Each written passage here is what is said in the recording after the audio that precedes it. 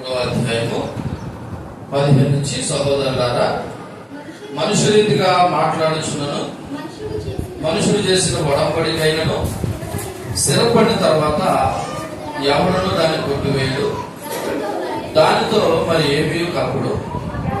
అబ్రహాములకును అతని సంతానములకును వాగ్దానములు చేయబడిను. ఆయన అనేకుల గురించి అన్నట్టు నీ సంతానములకు అని చెప్పక ఒకరి గురించి అన్నట్టు నీ సంతానమునకును అనిను. ఆ సంతానం క్రీస్తు. నేను చెప్పింది ఏమనగా 435 సంవత్సరాల తర్వాత వచ్చిన ధర్మశాస్త్రము వాగ్దానం నిరర్థకం చేయనంతగా పూర్వమందు దేవుని చేత స్థిరపరచబడిన నిబంధన కొట్టివేయదు. ఆ స్వాస్థ్యము ధర్మశాస్త్రం మూలంగా కలిగిన ఎడల ఇక వాగ్దానం మూలంగా కలిగినది కాదు. అయితే దేవుడు అబ్రహామునకు వాగ్దానం వలనే దానిలో అనుగ్రహించారు. ప్రార్థన. పరిశుద్ధుడా, ప్రేమ తండ్రి, మీ ఘనమైన నామములో వందనాలు. మీ దయలో మీ కృపలో మమ్మల్ని ప్రేమించి మరొక నూతనమైనటువంటి ఈ పునరుద్ధరణ పరిశుద్ధ ఆదివారం ఆరాధన కోడికలో సంఘంలో కోడికను స్తుతించడానికి నాకు మాకు ఇచ్చిన చక్కటి అవకాశాన్ని వందనాలు చెల్లిస్తూ, ఇక మీ మాటలు వినడానికి మీరు సిద్ధపడుతుండగా మీ బిడ్డలు వినగలిగే చెవులు గ్రహించే ఉదయం దయచేయమని, బలహీనను బలపరిచి మీ యొక్క వాక్యంలో నడిపించిన యేసుక్రీస్తు నామములో ప్రార్థన అడిగి వేడుకొంచున్నాం తండ్రి. సో మన గలతీ రాసిన పత్రిక ఈ 3వ అధ్యాయము గత వారం 14 వచ్చిన ఒకసారి నేను గుర్తు చేస్తున్నాను. ఆత్మకు వచ్చిన వాగ్దానము దేని వల్ల మనకు లభించింది? విశ్వాసం వల్ల మనకు లభించినట్టు అబ్రహాము పొందిన ఆశీర్వచనము క్రీస్తు యేసు ద్వారా అన్ని జనులు కలుగుటకే క్రీస్తు మన కోసం శాపమై మన ధర్మశాస్త్రం యొక్క శాపము నుండి విమోచించును. ఇందులో కూర్చి బాధపడి వేలాడిన ప్రతి వాడును శాపగ్రస్తుడని రాయబడి ఉన్నది సహోదరులారా అని మనం ఇక్కడ చదవబడినటువంటి 15వ వచనాన్ని గుర్తు చేసుకున్నాం. మీకు మరలా గుర్తు చేస్తున్నాను. యేసు ప్రభు మన కొరకు ఏమైపోయాడంటే మనందరి యొక్క పాపముల కొరకు శాపం అయిపోయి ధర్మశాస్త్రం యొక్క శాపం నుండి మనల్ని ఏం చేశాడంట? విమోచించును అని రాయబడి ఉన్నది. దేవునికి ఏం చేశాడంటే మనందరినీ విమోచించాడు. దేని నుండి విమోచించాడు? దేని నుండి? మన యొక్క పాపముల నుండి లేదా శాపముల నుండి. అందుకొరకు ఆయన చేసినటువంటి యాగం ఏంటంటే మురాను మీద ఏమైపోయాడంట? బ్రాలాడాడు. ఎవరి గురించి కంట? ఎవరి గురించి? మన కోసం అనే కంటే నా కోసం అంటే బాగుంటుందేమో. చెప్పండి, ఎవరి కోసం? చెప్పండి, ఎవరి కోసం? నా కోసం అంటే నీకు రెస్పాన్సిబిలిటీ కనబడుతుంది, మన కోసం అంటే గుంపులో పోతుంది. కాబట్టి యేసు ప్రభు చనిపోయింది ఎవరి గురించి కంటే కేవలము నీ కోసం, నా కోసం. సో ఆ దాని గురించి మాట్లాడుతూ 15వ వచనం అంటున్నాడు కదా, సహోదరులారా, మనుషు రీతిగా మాట్లాడుచున్నను, మనుషుడు చేసిన ఒడంబడికైనను స్థిరపడిన తర్వాత ఎవడను దానిని కొట్టివేయుడు, దానితో మరి ఏమీ కలపడు. ఉదాహరణకి మీకు అర్థమయ్యేది చెప్పాలంటే ఒకసారి దానియేలు గ్రంథం తీయండి. దానియేలు గ్రంథము ఒకసారి 6వ అధ్యాయము ఒకసారి తీయండి.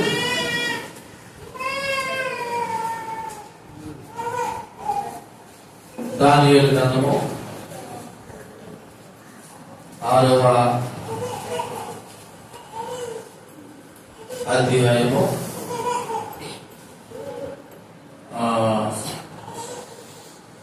12వ వచనం చూద్దాం. రాజు సముఖంలో వచ్చి శాసన విషయం బట్టి, రాజా 30 దినముల వరకు నీకు తప్ప మరి ఏ దేవుడికైనా మానవుడికైనా ఎవడైనా ప్రార్థన చేయకూడదు. ఒక ఎవడైనా చేసిన వాడి సింహములకు గృహలో పడదోయబడినని నువ్వు ఆజ్ఞ ఇయ్యలేదా? ఇప్పుడు ఈ ఆజ్ఞ ఎవరిచ్చారు? రాజుగారు ఇచ్చారు. ఏంటి ఆజ్ఞ? 30 రోజుల పాటు ఎవడు కూడా ఏ దేవుడికి ఏం చేయకూడదు? ప్రార్థన చేయకూడదు, మొక్కకూడదు. ఒకవేళ ప్రార్థన చేసిన మొక్కలు ఎవరు చేయాలా? రాజుగారికి మాత్రమే చేయాలి. ఇది ఆజ్ఞ. ఈ ఆజ్ఞ దానియేలుని ఒక కుట్రలో భాగంగా ఆయన ఏదో విధంగా ఆయన మీద నేరం మోపాలని కొంతమంది ఆ రాజ్యంలో ఉన్నటువంటి దానియేలు కంటే దిగులున్నటువంటి అధికారులు పైన కుట్ర. నిజానికి రాజుగారు కూడా తెలియదు ఇలాంటి కుట్రలో వీళ్ళు ఉన్నారని. కానీ తీరా దానియేలు ఏం చేశారంటే తన అలవాటు ప్రకారం యథాప్రకారం యెరూషలేము చుట్టూ తలుపులు తీసి ఏం చేశారంట, ఇది రెడ్ హ్యాండ్ గా పట్టుకుని దానియేలుని తీసుకెళ్లి గుహలో పడవేసే ప్రయత్నం చేశారు. చూడండి అక్కడ 12వ వచనంలో 12వ వచనం చివరన రాజు మాదీయుల యొక్కయు పారసీయుల యొక్కయు పద్ధతి ప్రకారం ఆ సంగతి శ్రమ ఎవరును దాన్ని ఏం చేయదు, రద్దు పరచ చాలనెను. అందుకు వారు చెరపట్టబడిన యూదుల్లో ఉన్న దానియేలును నిన్నే గాని నువ్వు పుట్టించిన శాస్త్రీయుని గాని లక్ష్య పెట్టక అనుదినము కుమారు ప్రార్థన చేసి వచ్చున్నాడండి. రాజు ఆ మాట విని బహుగా వేటలు పడ్డాడు. ఎందుకు వేటలు పడ్డాడంటే శాసనం చేసింది ఆయనే, మళ్ళా దాన్ని ఏం చేయడైనా రద్దు చేయడానికి అవకాశం లేదు. ఒకసారి శాసనం చేయబడ్డదంటే అది రాజైనను సరే ఏం చేయకూడదు, రద్దు చేయకూడదు. ఎందుకంటే ఆ విధమైనటువంటి ఒప్పందాలతో ఆ రోజుల్లో వడంపడలు జరిగేవి. ఈ మాట నేనేంటి గుర్తు చేశానంటే ఇప్పుడు మనం చదువుకున్నటువంటి ఆ 3:15 వచనంలో ఉంది, సహోదరులారా మనుషు రీతిగా మాట్లాడుచున్నను మనుషులు చేసిన వడంబడికైనను ఒక్కసారి స్థిరపడిన తర్వాత ఎవడు కూడా దాన్ని ఏం చేయడంట, కొట్టివేయలేడు.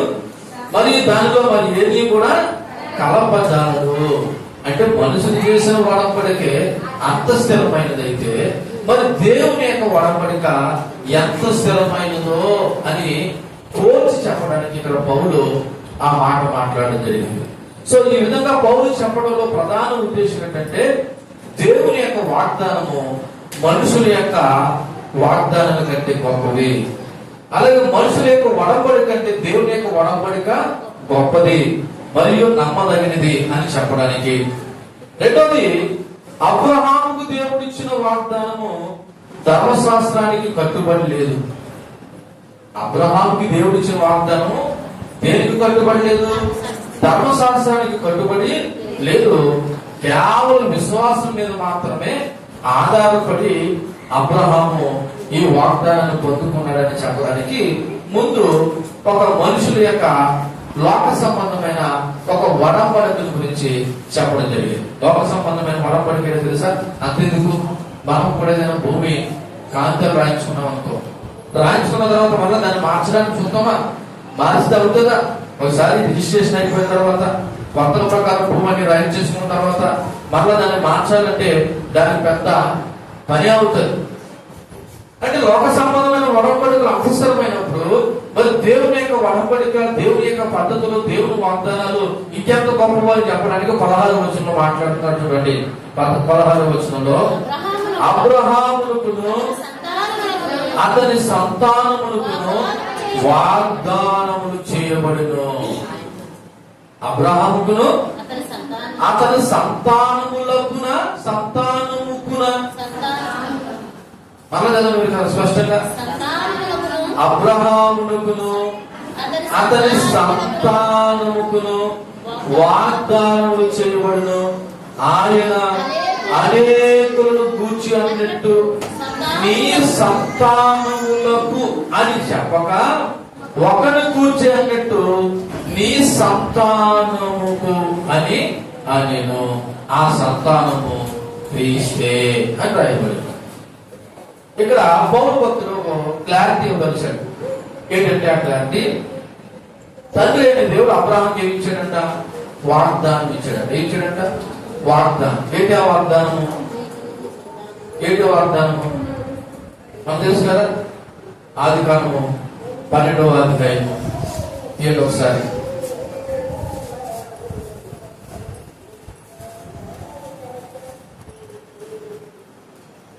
17వ వచనం 12వ అధ్యాయం 7వ వచనం. యెహోవా అబ్రహామునకు ప్రత్యక్షమై నీ సంతానమునకు ఈ దేశం ఇచ్చేదని చెప్పగా అతడు తనకు ప్రత్యక్షమైన యెహోవాకు బలిపీఠము ఇంటికి వాగ్దానం ఏంటంటే ఈ దేశాన్ని, కానాను దేశాన్ని నీ సంతానానికి ఇస్తానని చెప్పాడు. ఇది వాగ్దానం లేదా వడబడిక. అయితే ఇక్కడ సంతానము అన్నాడు కానీ సంతానములకు అని అనలేదు. అంటే ఏకవచనం మాట్లాడాడు కానీ బహువచనం మాట్లాడలేదు. ఒరే ఎలా రండి అంటే ఎంతమంది రామని, ఒరే ఇలా రండి అంటే ఎంతమంది? అంతనేనా? ఇప్పుడు పేరు పెట్టి పిలిచాననుకో ఎంతమంది రమ్మన్నట్టు? ఒకరినే కదా రమ్మన్నట్టు. ఇప్పుడు అబ్రహాముతో కూడా దేవుడు ఇచ్చిన వాగ్దానము అనేకులు కూర్చోన్నట్టు కాకుండా ఒకరు కూర్చోన్నట్టుగా నీ సంతానములకు అని చెప్పగా నీ సంతానముకు అని యాకవచనం మాట్లాడాడంట. ఏమొచ్చనం అండి? యాకవచనం. అంటే బ్రతికి అబ్రహాంకి ఇచ్చిన వాగ్దానం ఎవరు గురించినట్ట? చెప్పండి, ఎవరు గురించినట్ట? యేసు క్రీస్తు గురించి. ఎవరి గురించి? ఒకసారి మీరు అదే ఆదికాండము 13వ అధ్యాయము 15వ వచనం కూడా చదవండి. ఆదికాండము 13వ అధ్యాయం. ఎందుకనగా నువ్వు చూచుచున్న ఈ దేశం అంతటిని నీకును నీ సంతానమునకును, సంతానములకు అనలేదు, సంతానముకును సదాకాలము ఇచ్చేదను, మరియు నీ సంతానం భూమి మీద రేణువుల విస్తరింపజేసేదను. ఎట్లనగా ఒక భూమి మీద నుండి రేణువులను లెక్కింపగలిగిన ఎట్లా నీ సంతానం కూడా లెక్కింపవచ్చును. అంటే దేవుడిచ్చిన వాగ్దానం ఒకరి కొరకు ఇచ్చాడు. దేవుడిచ్చిన వాగ్దానం ఒకరి కొరకు ఇచ్చాడు. ఆ ఒకరు ఎవరు అంటే అక్కడే స్పష్టంగా రాయబడినది, అది యేసు క్రీస్తు గురించి. ఎవరి గురించి? యేసు క్రీస్తు గురించి. ఇక్కడ ఒక విషయం చెప్పాలి. దేవుడు అబ్రహాము చేసిన వాగ్దానం క్రీస్తుకు వారసుడు. క్రీస్తు అబ్రహాముకు వారసుడు అవుతాడు. ఒకసారి మనం మత్తయి సువార్త 1వ అధ్యాయం 1వ వచనం చదువుతారా? మత్తయి సువార్త 1వ అధ్యాయం 1వ వచనం. 1వ అధ్యాయం 1వ వచనం. అబ్రహాము కుమారుడు దావీదు కుమారుడైన యేసుక్రీస్తు 3 మాటల్లో తీర్చిగాడట. యేసుక్రీస్తు ఎవరి వంశం అని అంట? అబ్రహాం వంశం. అబ్రహాం నుండి దావీదు వస్తే దావీదు నుండి ఎవరు వచ్చారు? యేసుక్రీస్తు వచ్చారు. అంటే ఇప్పుడు అబ్రహాంకి దేవుడు ఇచ్చిన వాగ్దానము ఆ వారసుడు ఎవరంటే యేసుక్రీస్తు. ఇప్పుడు అబ్రహాంకి దేవుడు ఇచ్చిన వారసుడు ఎవరు? యేసుక్రీస్తు. క్రీస్తు అబ్రహాము సంతానము. క్రీస్తు ఎవరి సంతానము? అబ్రహాము సంతానము. ఇప్పుడు గమనించండి, క్రీస్తులో విశ్వాసం ఉంచిన వారందరూ కూడా అబ్రహాము పిల్లలే. ఎవరినందు విశ్వాసం ఉంచిన వారు? క్రీస్తునందు విశ్వాసం ఉంచిన వారందరూ కూడా ఎవరి పిల్లలు? అబ్రహాము పిల్లలు. ఒకసారి మనం కూడా ఇలా ఆలోచన చేద్దాం. మన పిల్లలు ఒకసారి గ్రాండ్ ఫాదర్ అంటే ఆ సంతానానికి మూలమైన వాడి గురించి మాట్లాడుకుంటే ఈ పిల్లలందరూ ఎవరి పిల్లలు తెలుసా? పలానోడు పిల్లలు రా అంటారు. అలాగే యేసుక్రీస్తునందు విశ్వాసం ఉంచితే మనం కూడా ఎవరికి వారసులు అంట? అబ్రహామునికి ఆటోమేటిక్ గా వారసులం అయిపోతాం. ఇశ్రాయేలు ప్రజలు అబ్రహాముకి ఒక శరీర సంబంధమైన వారసులు అయితే మనం యేసుక్రీస్తుని బట్టి అబ్రహాముకి ఏమయ్యామంట? వారసులమే. మీకు ఇంకా అర్థమయ్యేలా చెప్పాలి. పౌలు తిమోతిని ఆత్మీయ కుమారుడు అంటాడు. పౌలు తిమోతిని ఏమంటాడు? ఆత్మీయ కుమారుడు. కుమారుడు అంటే కన్నడనా? కానీ ఎలా పోల్చుకున్నాడు? ఎలా భావించాడు? కుమారుడు కింద భావించాడు. ఏ విధంగా కుమారుడేడంట? ఆత్మీయంగా కుమారుడయ్యాడు. అప్పుడప్పుడు కొంతమంది క్రైస్తవ విశ్వాసులు అంటారు, మా ఆత్మీయ నాయకుడు అండి, మా ఆత్మీయ తండ్రి అండి అంటారు. అంటే ఆయన తండ్రి లేడనా అర్థం వాళ్ళకి? అంటే మమ్మల్ని ఆత్మలో నడిపిస్తున్నాడు కాబట్టి ఆత్మీయ తండ్రి అని అంటున్నారు. అలాగే ఇప్పుడు దేవుడి పిల్లలమైన మనము కూడా యేసుక్రీస్తుని విశ్వాసం ఉంచితే ఆటోమేటిక్ గా మనము కూడా ఎవరి పిల్లలు అవుతామంట? అబ్రహాముకి పిల్లలు అవుతాం. దేని బట్టి? యేసుక్రీస్తునందు విశ్వాసం ఉంచిన వాళ్ళ. రోమీయులకు రాసిన పత్రిక 4వ అధ్యాయం 13వ వచనం చదవండి. రోమీయులకు రాసిన పత్రిక 4వ అధ్యాయం 13వ వచనం. అతడు లోకమునకు వారసుడు అతను లోకమునకు వారసుడగును, వాగ్దానం అబ్రహాముకైనను అతని సంతానముకైనను ధర్మశాస్త్రం మూలంగా కలుగని లేదు కానీ విశ్వాసము వలన నీతి మూలంగానే కలిగెను. అతను లోకమునకు వారసుడగును. అతడు అంటే యేసుక్రీస్తు లోకానికి ఏమయ్యాడంట? వారసుడగును. అతను వాగ్దానం అబ్రహాముకైనను అతని సంతానముకైనను దేని బట్టి కలగలేదంట? ధర్మశాస్త్రం మూలంగా కలగలేదు కానీ విశ్వాసం వలన నీతి మూలంగా కలిగెను. అంటే క్రీస్తును అబ్రహాముకి ఇచ్చిన వాగ్దానం నెరవేర్పుగా ఈ లోకానికి యేసు ప్రభువు రావడం జరిగింది. ఎందుకు వచ్చాడంటే దేవుని యొక్క విమోచన ప్రణాళిక యొక్క కొనసాగింపుగా పాత నిబంధన మొదలుకుని కొత్త నిబంధన వరకు ఆయన పిల్లలు భూమి మీద ఉన్నారు. వాళ్ళందరూ దేవుని పిల్లలకు వారసులు అవ్వాలని ఆయన ఈ లోకానికి రావడం జరిగింది. అబ్రహాముకి ఇచ్చిన వాగ్దానంలో అన్ని దేశాలు ఆశీర్వదింపబడతాయి. అన్ని దేశాలు ఆశీర్వదింపబడతాయి. ఉదాహరణకి అబ్రహాముకి ఇచ్చిన ఇశ్రాయేల్ ప్రజలే కాదు, అబ్రహాం పిల్లలు అన్యులు అనబడుతున్నా మనం కూడా ఎవరి పిల్లలు? ఎవరి పిల్లలు అంటే అబ్రహాము పిల్లలు. మనలో కూడా దేవుడు ఎలా ఇచ్చాడు? అబ్రహాము యొక్క సంతానం కింద ఇచ్చాడు. ఎప్పుడు తెలుసా? మేము యేసుక్రీస్తును విశ్వాసించడం ద్వారా అన్యులు అనబడుతున్నా మనం కూడా అబ్రహాము పిల్లలమే. అందు గురించి రాయబడి ఉన్నది ఆ గలతీ రాసిన పత్రికలో, అబ్రహాముకు అతని సంతానముకు వాగ్దానం చేయబడును, ఆయన అనేకుల గురించి అన్నిటి కాకుండా నీ సంతానములకు అనకుండా ఏకవచనంతో నీ సంతానము అని చెప్పి యేసుక్రీస్తు గురించి మాట్లాడిన వాగ్దానము ఈ రోజున మన అందరి బ్రతుకుల్లోనూ నెరవేరింది. దానికి కారణం యేసు ప్రభువు ఏముంచడం ద్వారా విశ్వాసము ఉంచడం ద్వారా. కాబట్టి దేవుని పిల్లలమైన మనం అందరూ కూడా అబ్రహాము పిల్లలు అవ్వాలంటే ఎవరి మీద విశ్వాసం ఉంచాలి? అబ్రహాం మీద కాదు. ఎవరి మీద? యేసుక్రీస్తు మీద విశ్వాసం ఉంచాలి. యేసుక్రీస్తు మీద విశ్వాసం ఉంచితే ఆటోమేటిక్ గా మనం ఎవరికి వారసులు అవుతాం అంటే అబ్రహాం కూడా వారసులు అవుతాం, ఆయన పిల్లలము అవుతాం. ఇప్పుడు 17వ వచనం చదువుదాం.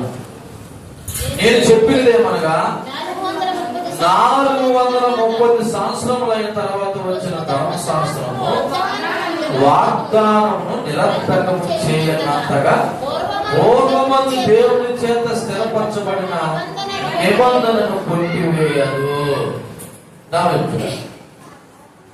ఎవరు ముందు ఎవరు పెద్దోళ్ళు అంటే ఏం చెప్తున్నాం? సాధారణంగా ఇద్దరులో ఎవరు పెద్దోళ్ళు అంటే పొలం పెట్టి చెప్తారా, లాభం పెట్టి చెప్తారా? వయసును బట్టి. ఇంకా చెప్పాలంటే ఎవడు ముందు ఉంటాడు ఆడే పెద్దడేనా? అంతేనా? వీడు పొడవగా ఉన్నాడని చెప్పేసి నాకంటే పొడవగా ఉన్నాడు పక్కన పెట్టి ఈడో పెద్దోడంటే బాగుంటుందా? వాడు కొలమానం ఉంటుంది కదా. ఏంటి కొలమానం? ఎవడు ముందు పుట్టాడు, ఎవడు ముందు పుట్టినాడు పెద్దోడా, పొడవగా ఉన్నవాడు పెద్దోడా? అంతే కదా. ఇప్పుడు ధర్మశాస్త్రం ఎప్పుడు వచ్చిందంట? 430 సంవత్సరాల క్రితం వచ్చిందని చెప్తున్నాడు ఆ సమయం.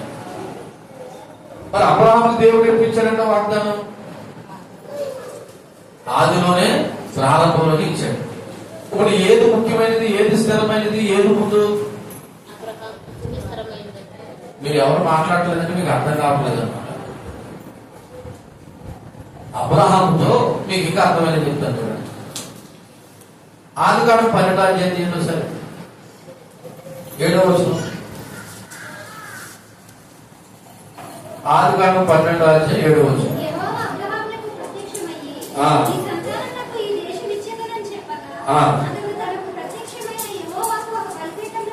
అక్కడ ఆగండి.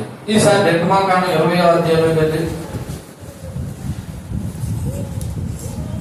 నిర్గమాకాండము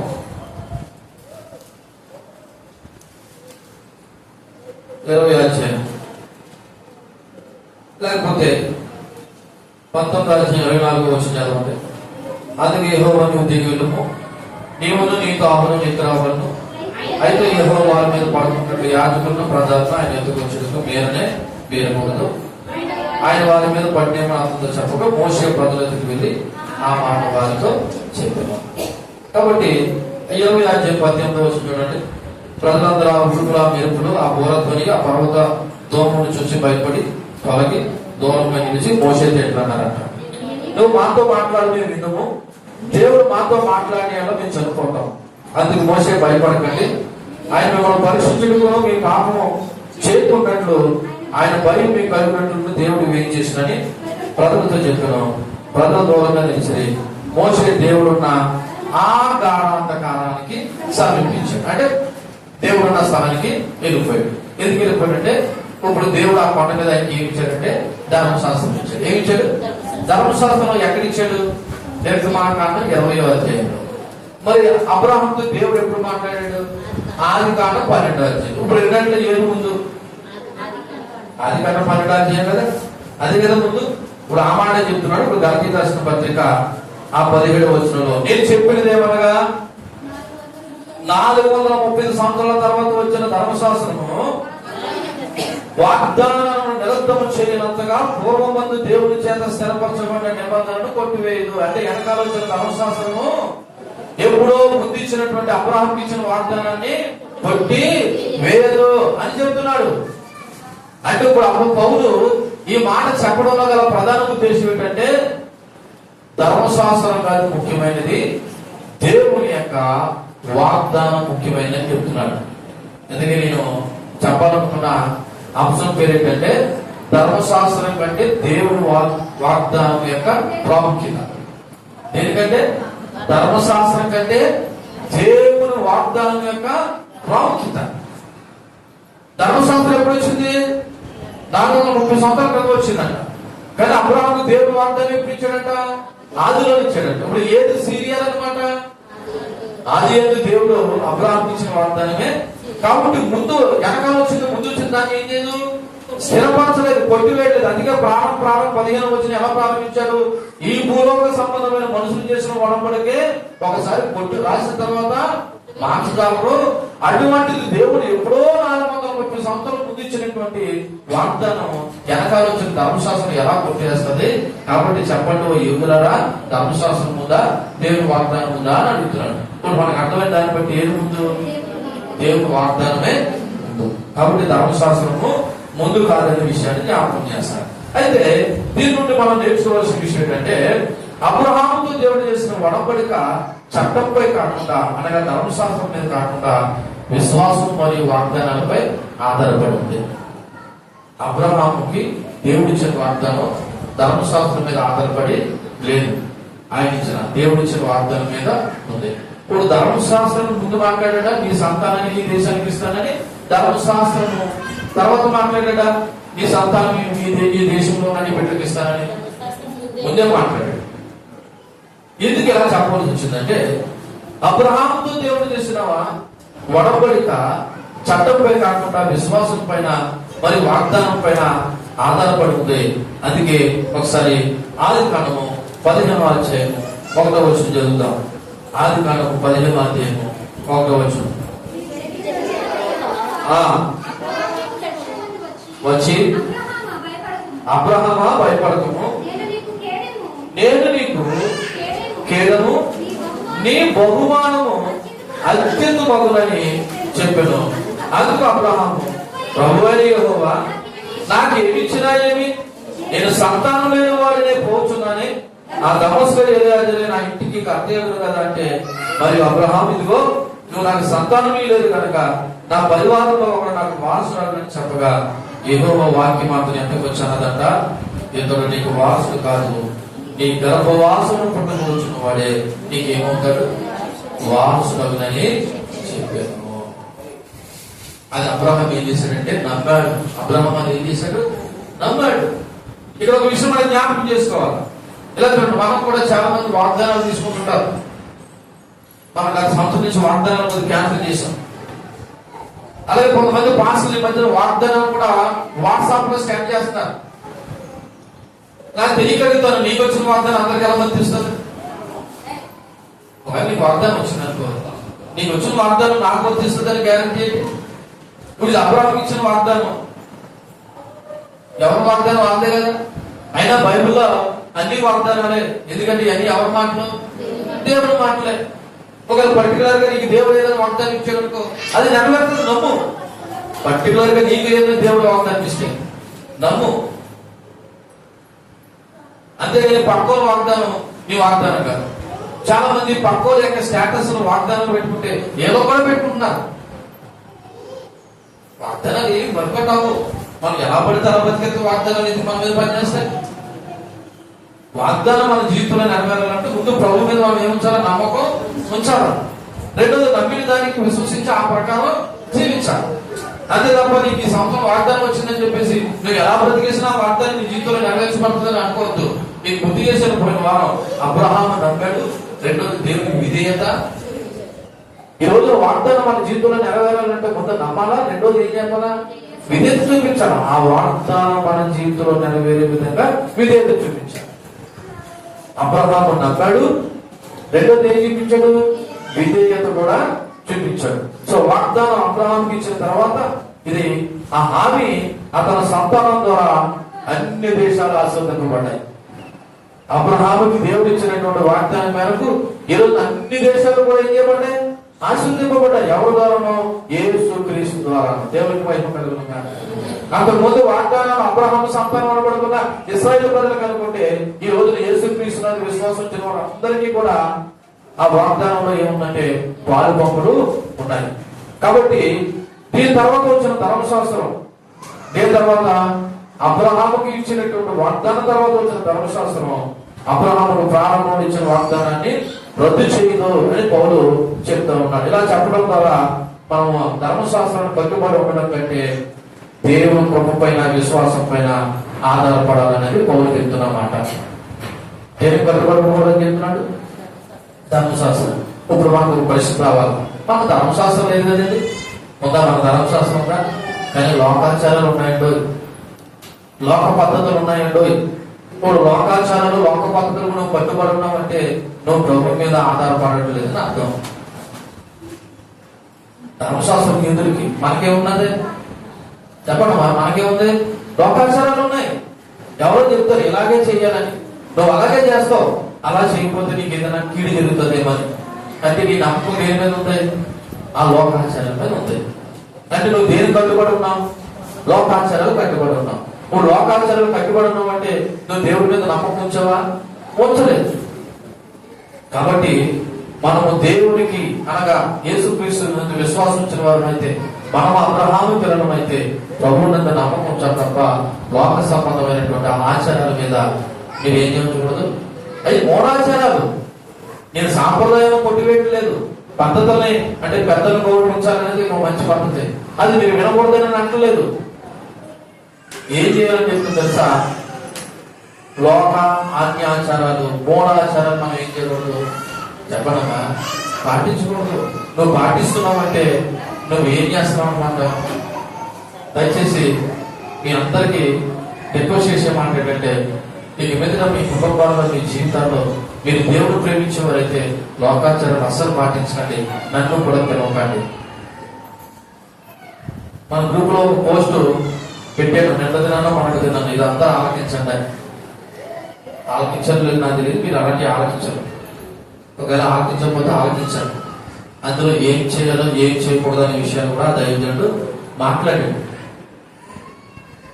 మనం చేయకూడదండి. మన దేవుని పిల్లలం అయితే దేవుని యొక్క విధానంలోనే మనం నడవాలి.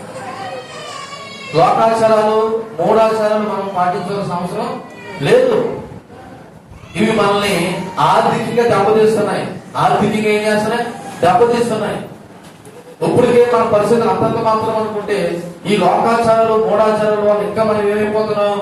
ఆర్థికంగా నష్టపోతున్నాం. సాధారణ కూడా మనం ఏదో విధంగా ఆర్థికంగా చితకొట్టి దేవుడి సన్నిధికి దూరం చేయాలని నువ్వేం చేస్తావు? ఈ మూఢాచారాలు అన్యాచారాలు నమ్మి ఎక్కడైనా అప్పులు చేసి అప్పు చేస్తావు. నువ్వు అప్పు తీర్చడానికి దేవుడి సన్నిధి కూడా ఏం చేస్తావు అంటే నువ్వు ఎక్కడతావు. అంటే అల్టిమేట్ గా సాధారణంగా ఉద్దేశం ఏంటంటే నేను ఎక్కడ దూరం చేయాలని? దేవుడి సన్నిధి నుండి దూరం చేయాలని.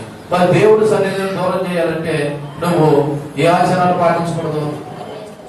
లోక అన్యాచారాలు మూఢాచారాలు మనం ఏం చేయకూడదు, పాటించకూడదు అనేది క్రైస్తవ సందేశం ఈ రోజున దేవుడు మనందరికీ ఇస్తా ఉన్నాడు.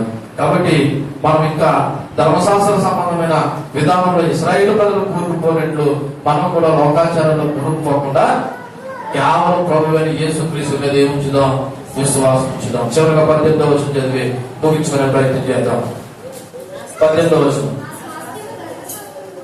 ఆ స్వాస్థ్యము ధర్మశాస్త్రం మూలంగా కలిగిన ఎడల ఇక వాగ్దానం మూలంగా కలిగినది కాదు. ఒకవేళ నిజంగా ఆ స్వాస్థ్యము ధర్మశాస్త్రం మూలంగానే కలిగింది అనుకో, మనము దేవుడు అబ్రహాముకి ఇచ్చిన వాగ్దానం నమ్మవలసిన పని లేదు. అలా కలిగినది కాదు. అయితే దేవుడు అబ్రహాములకు వాగ్దానం వలనే దానిని అనుగ్రహించను. దేని వల్ల అనుగ్రహించాడంట? వాగ్దానం వలనే అనుగ్రహించాడని చెప్తున్నాడు. అంటే నమ్మకము అనగా విశ్వాసము, ధర్మశాస్త్రం అనేది భిన్నమైన సిద్ధాంతం. విశ్వాసము అంటే ధర్మశాస్త్రం మరొకటి. ధర్మశాస్త్రం అబ్రహాము చేసిన వాగ్దానాలు కూడా వేరు. ధర్మశాస్త్రం వేరు, అబ్రహాము దేవుడు చేసిన వాగ్దానం వేరు. అబ్రహాము ద్వారా మనుషులందరినీ దీవిస్తానని దేవుడు చేసిన వాగ్దానానికి ధర్మశాస్త్రానికి ఎలాంటి సంబంధము లేదు. మరి ధర్మశాస్త్రం ఎందుకు ఇచ్చాడండి? అది వచ్చే వాళ్ళు ధ్యానం చేద్దాం. ముందు ఈ రోజు మనం దేని గురించి మాట్లాడుకుంటాం అంటే వాగ్దానం గురించి మాట్లాడుకుంటాం. ఆలోచిస్తున్నారా? మనం దేని గురించి మాట్లాడుకుంటాం? వాగ్దానం గురించి. ఈ వాగ్దానం ఎవరు ఇచ్చారు? దేవుడు ఇచ్చాడు. ఎవరికి ఇచ్చాడు? అబ్రహాంకి ఇచ్చాడు. ఇప్పుడు అబ్రహాం ద్వారా ఆ వాగ్దానం మన అందరికీ కూడా వర్తిస్తుంది. ఎలా వర్తిస్తుంది అంటే యేసుక్రీస్తు నందు నమ్మకం ఉంచడం ద్వారా. మరి ధర్మశాస్త్రాన్ని ఎందుకు ఇచ్చాడన్నది వచ్చే వారం జ్ఞానం చేద్దాం. అయితే దేవుడు ఒక వాగ్దానం ఇచ్చాడంటే మనుషులు దాన్ని నమ్మాలి. ఎందుకంటే ఆయన మాట ఇచ్చి మాట తప్పేవాడు కాదు. ఆయన నమ్మమాలతో నమ్మకంటే కాదు. కాబట్టి దేవుడు మనకు అందరికీ ఒక వాగ్దానం ఇచ్చాడు. అందును బట్టి మనం నమ్మి దాన్ని ఏం చేయాలంటే సంతోషించాలి. కొంతమంది మాట ఇచ్చారంటే రేపు నెలగనిస్తారా, మనం ఏమి డౌట్ పడవలనుకోలేదు, ఆయన రేపు రమ్మన్నట్టు రేపు ఆ నయానికి ఏం చేస్తారు, పని చేసి పెడతారని సంతోషంగా వెళ్తారు. కానీ మన దేవుడు ఇంకా నమ్మకం. మనుషుల యొక్క నమ్మకాల కంటే, మనుషుల యొక్క మంచితనం కంటే మన దేవుడు ఇంకా మంచివాడు. కాబట్టి మనం ఈ రోజున ఆచారాలు, నియమాలు పాటించడం ద్వారా దేవుడు ఇచ్చిన వాగ్దానాన్ని మనం పాడు చేసుకోకూడదు. ఇక్కడ విషయాన్ని జ్ఞాపకం చేస్తున్నాం. ఒక్క మాట చెప్పి నేను ముందుకు వెళ్తున్నాం. ఇలా చూడండి, వాగ్దానం ఎవరికి ఇచ్చారు? అబ్రహాము నమ్మాడు, విధేయత చూపించాడు. ఎంతవరకు చూపించాడు విధేయత? వాగ్దానాన్ని పొందుకుని నెరవేర్చేంత వరకు కూడా విధేయత చూపించాడు. ఇప్పుడు నేనేమంటానంటే నిజంగా మన దేవుడు పిల్లల మంచి దేవుడు మనకి ఇచ్చిన వాగ్దానం మన జీవితంలో నెరవేరాలంటే కడ వరకు ఏం చూపించాలంటే విధేయత చూపించాలి. నువ్వు లోకాచారాలు, అన్యాచారాలు పాటించాలంటే నువ్వు దేవుడికి ఏమి చూపించట్లేదు, విధేయత చూపించట్లేదు అనే విషయం నీకు అర్థం కావాలి. క్రీస్తు విశ్వాసులకు భూమి ఆకాశం కూడా వారసత్వంగా ఉన్నాయి. మనం ఈ భూమి మీద ఆ భూమి, ఈ భూమి, ఆ ప్లేస్, ఈ ప్లేస్ గురించి మాట్లాడుకుంటాం. ఆకాశం ఎవరిదంట? మంది. నక్షత్రాలు ఎవరంట? మంది. రేపటి దిన భూమి అంతా ఎవరిదంట? మంది. ఏ విధంగా ఏంటంటే క్రీస్తునందు విశ్వాసం వచ్చిన దాన్ని బట్టి అబ్రహాము యొక్క వారసులుగా పిలువబడి ఈ రోజు మీద అంతా మంది అనే విషయం మనం మాట్లాడుకోవచ్చు. ఈ రోజున చంద్రమండ మీదకి వెళ్ళి అక్కడ భూములు కొంటున్నారేమో, అది డబ్బులు పెట్టుకుంటున్నారు. రేపు దిన యేసుక్రీస్తు మూలంగా మనం ఉచితంగా ఇవన్నీ మనం ఏం చేయబోతున్నాం, పొందుకోబోతున్నాం. కాబట్టి ఇవన్నీ వారసత్వంగా మనకి లభించాలంటే మనం ఒక పని చేయాలి. ఏప్రిల్ రాసిన పత్రిక 1వ అధ్యాయము 2వ వచనం చదవండి. ఏప్రిల్ రాసిన పత్రిక 1వ అధ్యాయం. ఈ దినములంతమందు కుమారుని ద్వారా మనతో మాట్లాడాను. ఆయన కుమారుని సమస్తములకు వారసునిగా నియమించును. ఆయన ద్వారా ప్రపంచాలు నిర్మించబడ్డాయి. అంటే యేసుక్రీస్తు వారసుడైతే, ఆ యేసుక్రీస్తుని మనం నమ్మితే, మనము కూడా ఆయన పిల్లలం అయితే ఈ ప్రపంచాలన్నీ కూడా మన సొంతము అవుతాయి. రోమియోలు రాసిన పత్రిక 4వ అధ్యాయం 13వ వచనం కూడా జరిగితే, రోమియోలు రాసిన పత్రిక 4వ అధ్యాయం 13వ వచనం కూడా జరిగితే ఏమరాయబడినా తెలుసా? అతడు లోక మనుషు వారసుడుగాను వాగ్దానము అబ్రహాముకైనా అతని సంతానముకైనా ధర్మశాస్త్రం మూలంగా కలగలేదు, కానీ విశ్వాసం అతని నీతి మూలంగా కలిగిన ధర్మశాస్త్ర సంబంధమైన వారసులైన విశ్వాసం వ్యర్థమైపోతుంది, వాగ్దానం నిరంతరం అవుతుంది. మనం ధర్మశాస్త్ర సంబంధమైనటువంటి వారసులు కాదు, వాగ్దాన సంబంధమైన వారసులము. సో ఇక్కడ రక్షణ అనేది క్రియల ద్వారా సంపాదించబడలేదు, కేవలం యేసుక్రీస్తు యొక్క కృప ద్వారా సంపాదించబడింది. రక్షణ కేవలం నమ్మడం ద్వారా వస్తుందండి. మంచి పనులు చేస్తే రక్షణ రాదు. నువ్వు ఎన్ని మంచి పనులు చేసినా నువ్వు పాపివే. నువ్వు ఎన్ని మంచి పనులు చేసినా నువ్వెవరివే? పాపివే. నీ పాపము పోగొట్టింది యేసుక్రీస్తు కాబట్టి ఆ యేసుక్రీస్తు మీద ఏమి ఉంచాలంటే నమ్మకం ఉంచాలి, విశ్వాసం ఉంచాలి. అప్పుడే నీకు రక్షణ వస్తుంది. చివరిగా విశ్వాసం ద్వారా జీవించడానికి ప్రయత్నం చేయాలి. విశ్వాసం ఉంటే సరిపోదు. ఆ విశ్వాసం ద్వారా ఏం చేయాలంట? జీవించడానికి ప్రయత్నం చేయాలి. ఈ విశ్వాసమే అబ్రహాముకు వాగ్దానం చేసిన వారసత్వం మనకి కూడా కలుగుతుంది. అనగా ఆయనతో పాటు మనం కూడా కలపబడతాం. విశ్వాసం అందరినీ ఒకటిగా చేస్తుంది. మీరు ఎప్పుడు రాసిన పత్రిక 11వ అధ్యాయం ఒకసారి తీయండి.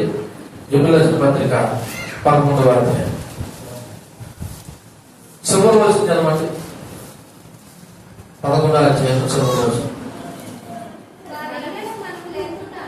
వీరందరూ తమ విశ్వాసం ద్వారా సాక్ష్యం పొందిన వారిను మనం లేకుండా సంపూర్ణం కాకుండా నిమిత్తము దేవుడు మన కొరకు మరి శ్రేష్టమైన దానిని ముందుగా సిద్ధపరచును కనుక మీరు వాగ్దాన ఫలము అనుభవించలేదు.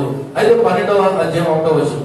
ఎంత గొప్ప సాక్షి సమూహము మేఘం వల్లే మన ఆవరించి ఉన్నందున మనము కూడా, అంటే ఇప్పుడు వాళ్ళతో పాటు మనము కూడా ఆ యొక్క రాజ్యంలో వారసులుగా ఉండాలి. ఆల్రెడీ ఎప్పుడు పత్రిక 11వ అధ్యాయంలో ఆలోపు మొదలుకుని చాలా మంది భక్తులు ఈ రోజు వెయిట్ చేస్తున్నారంటే ఎవరి గురించి? మన గురించి. మనము కూడా వాళ్ళ దగ్గరికి వెళ్ళాలంట. అప్పుడు ఒక రోజు మనం అందరం ఒక సంతానం అవుతామంట. వీళ్ళందరూ దేని బట్టి ఒకటి సంతానం అయ్యారంటే ఇంటి పేరు బట్టి కాదు, విశ్వాసం. దేని బట్టి? ఇంటి పేరు బట్టి కాదు, కేవలం యేసుక్రీస్తునందు విశ్వాసం బట్టి. కాబట్టి చివరగా విశ్వాసం పడుతున్న మనం భయము, బాధ్యత, భక్తి కలిగి ఉండాలి. ఏం కలిగి ఉండాలా? భయము, బాధ్యత, భక్తి. దేవుడు అంటే భయం ఉండాలి, భక్తి ఉండాలి, మూడోది ఉండాలి, బాధ్యత ఉండాలి, నాలుగోది కృతజ్ఞత కూడా ఉండాలి. ఏముండాలి? ఎవరంటే కృతజ్ఞత? దేవుడు అంటే కృతజ్ఞత ఉండాలి. నీకు మేలు చేసిన వారిని బట్టి కూడా నీకు ఏముండాలి? కృతజ్ఞత ఉండాలి. అలా జీవించడానికి నువ్వు సిద్ధపడినప్పుడే నువ్వు విశ్వాసంలో కొనసాగుతావు. కాబట్టి ఈ రోజున ధర్మశాస్త్రం కంటే, లోక సంబంధమైన ఆచార వ్యవహారాల కంటే దేవుని వాగ్దానము ఒకటి. ఆ వాగ్దానం మన జీవితంలో నెరవేర్చబడాలంటే మనము భయము, భక్తి, బాధ్యత, కృతజ్ఞత కలిగి జీవించాలి. అప్పుడే ఆ వాగ్దానానికి మనం ఏమవుతామంటే వారసులం అవుతాం. దేవుడి మాటలు మన ఇంట్లో దీవించి ఫలింపచేయుగాక. పరమేశ్వరుని చెప్పబడిన వాటిని బట్టి మనం ఒకసారి ప్రార్థన చేద్దాం.